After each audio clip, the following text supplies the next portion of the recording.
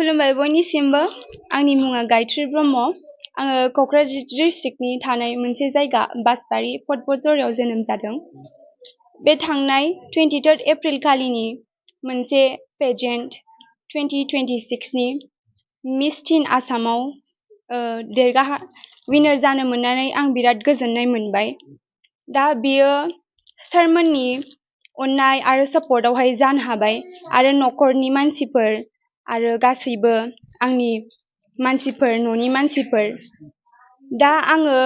सिगाङावनो आङो गिबि खेबावहाय आर'नाइ एन्टारटेनमेन्ट आरो बेनि अर्गानाइजार टीम सारमोनखौहाय आरो आइ आफा मेडिकेल प्राइभेट लिमिटेड हस्पिटाल आरो आर्ट्स एन्ड मशन डान्स स्टुडिअ'खौहाय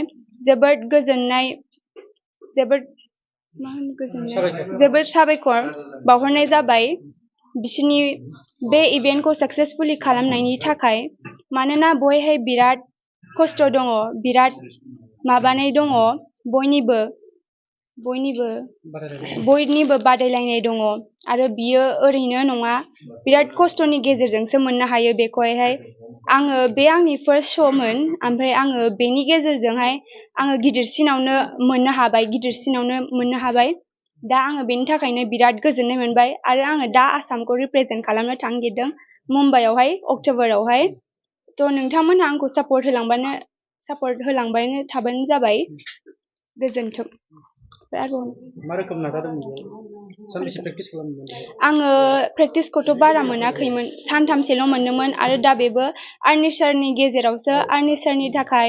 आंना प्रेक्टिसा साबसिन जाबाय जोङो ग्रुमिं मोनो सानथामनि थ' बेजों प्रेक्टिसा साबसिन जाबाय आंना ओमफ्राय आङो बहायनो बिराद खस्थ' खालामबाय आरो बहायनो बेनोसै आंना प्रेक्टिसा बेखिनियावनो आङो बिराद आरो आंखौ बिराद नाजादों बेखौहाय थ' आङो फाइनालि बेखौहाय मोनबाय आङो जेब्ला आंखौहाय टप 6 आवहाय नाम गाबज्रिदोंमोन होमबा आङो सानखाबायमोन बियो आंनि सायावसै आङो एन्सारखौहाय होनो हाबा मेममोनखौहाय इमप्रेस खालामनो हाबा आरो आंनि